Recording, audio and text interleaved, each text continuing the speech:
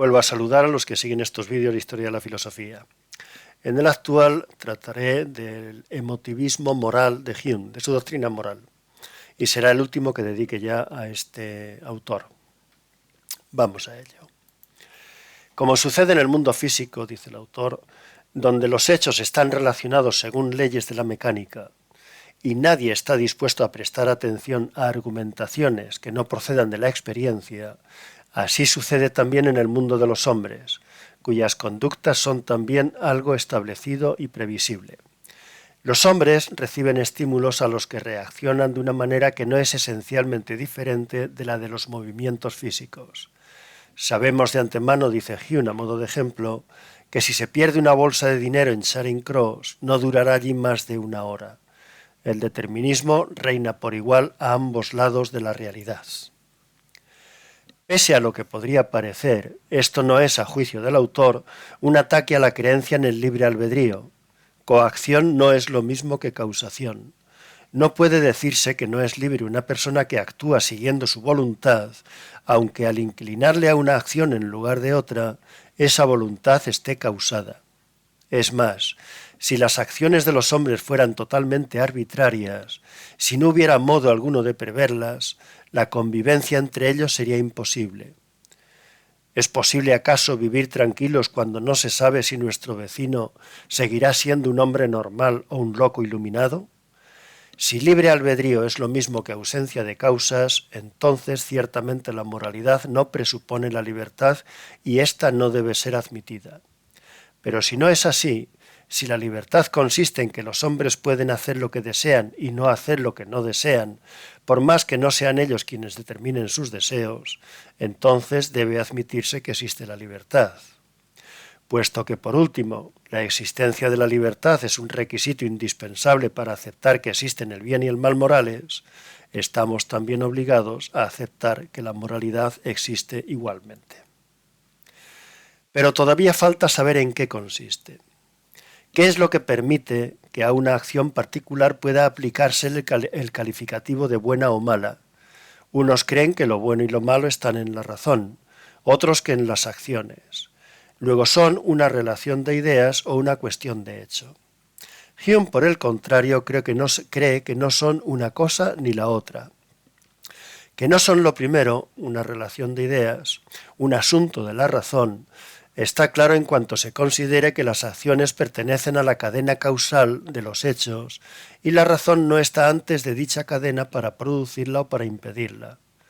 Lo moral no puede, pues, residir en una libre toma de decisiones que siguiera a una deliberación racional. Hay quienes arguyen todavía que, siendo la razón nuestro carácter esencial de seres humanos, es por ella por lo que somos buenos o malos, y que es esto lo que impide que pueda decirse lo mismo de los animales. Sea un ejemplo particular de inmoralidad, el incesto.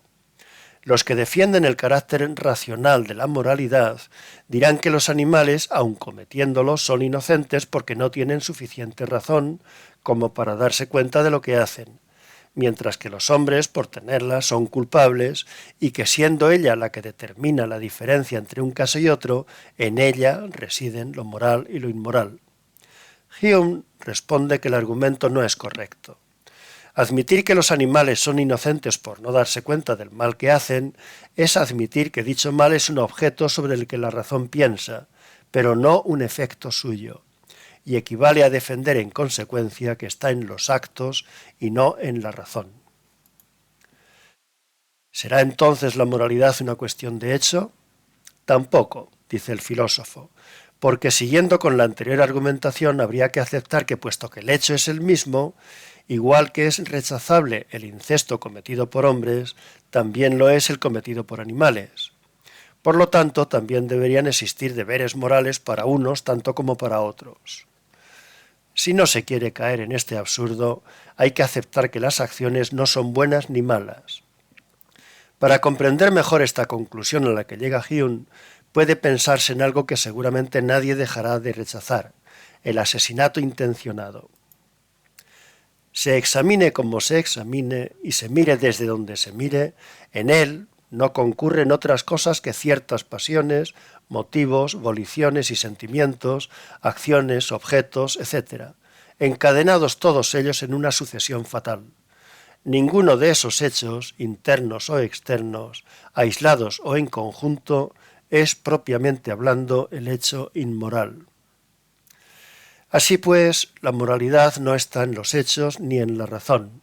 Aquellos pertenecen a la red causal, y esta es útil para formular juicios fríos sobre la aritmética o la física.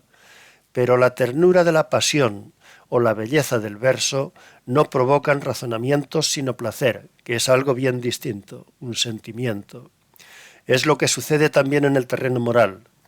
Cuando un hombre ha sabido de un asesinato, encuentra dentro de su pecho un sentimiento de repulsa. Ahí está lo moral y en eso consiste. Como los sonidos, el frío y los colores, es una percepción del interior del hombre. Los sentimientos de aprobación y desaprobación inscritos en la naturaleza humana son el origen de las virtudes y los vicios, pues nos indican qué clase de cualidades suscitan por encima de cualesquiera otras la estima propia y la de los demás. También nos indican qué clase de defectos son rechazables. Dichos sentimientos son la medida de lo que es agradable y útil para nosotros mismos tanto como para los demás. 1. Son agradables para uno mismo la alegría, la grandeza de alma, la dignidad de carácter, el valor, el sosiego, la bondad, etc. Son agradables para los demás, en segundo lugar, la modestia, la buena conducta, la cortesía, el ingenio, etc. En tercer lugar, son útiles para uno mismo la fuerza de voluntad, la diligencia, la frugalidad, el vigor corporal, la inteligencia, etc. Y por último, en cuarto lugar, son útiles para los demás la justicia, la benevolencia, etc. Todo lo cual en el fondo indica que estamos ante una ética utilitarista, porque según Hume, en el agrado y la utilidad coinciden todas las acciones que originan los sentimientos de aceptación o repulsa, por lo que es legítimo, parece, concluir que ellos son el fundamento último de la moralidad y que, por tanto, la ética de Hume es utilitarista. Lo cual no significa una vuelta al utilitarismo egoísta que Hobbes veía como única ética posible, porque según él creía, el hombre es asocial. Hume piensa, por el contrario, que la utilidad ha de referirse a los demás en no menor medida que a sí mismo. Sea, como ejemplo, el sentimiento de justicia. Este nace en unas condiciones particulares a la especie humana. Si, como sucede con el aire, del que cada hombre puede disponer según sus necesidades, sucediera con todos los demás bienes, de manera que nadie careciera de nada, ni tuviera que preocuparse por el futuro, entonces no podría siquiera brotar en el corazón de los hombres ese sentido de la distribución y uso equitativo de los bienes que solemos llamar justicia. Además, nadie siente lo mismo en relación con los animales, pese a que por vivir entre nosotros forman con nosotros alguna suerte de comunidad. En consecuencia, la justicia existe con vistas a algo útil, que es mantener la sociedad de los seres humanos. Ella es el fundamento de la máxima virtud política de los gobernados, la obediencia a sus gobiernos, los cuales, o bien porque los particulares no se dan cuenta de los intereses que los unen a sus semejantes, o bien porque no disponen de fuerza de voluntad suficiente para mantenerse por sí mismos fieles al interés general, se han vuelto indispensables para la vida en comunidad. El hombre se mueve por el interés, pero su interés no es esencialmente egoísta.